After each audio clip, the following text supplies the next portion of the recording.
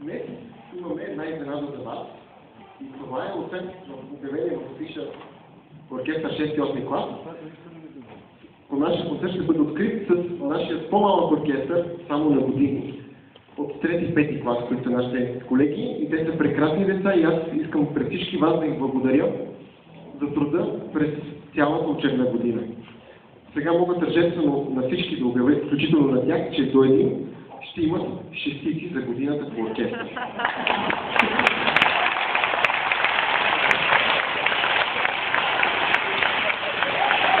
Може ли да помоля да преседнете тук? Нищо не виждаме децата. Всичко това, което цялата музика, на която ще се насладите днес, без помощта на моите колеги, никога нямаше да бъде факт. Искам специално да благодаря. Първо, т.е. не ги степенувам по важност, а по-точно по инструменти. Госпожа Ирина Стоянова, висок штрайк. Госпожа Надя Петрова, виолин. Господин Йордан Стойчев, виолончей. Госпожа Светлана Согамова, контрабасист. Господин Росен Дявол, в Средния оркестър вече имаме и духачи.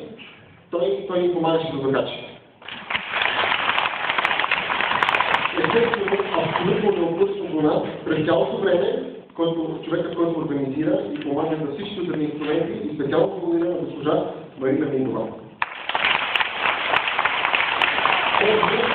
Днес към края на концерта ще успеят да ги съберат всички мои колеги и да се попълним с тях пред вас.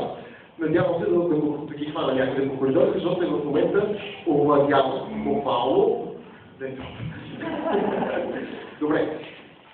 Нашият концерт започва с тържествен и церемониален марш от сън Едуард Елгър, опус номер 39, с който всъщност нашите малки сладури ще ви поздравят с добро утро.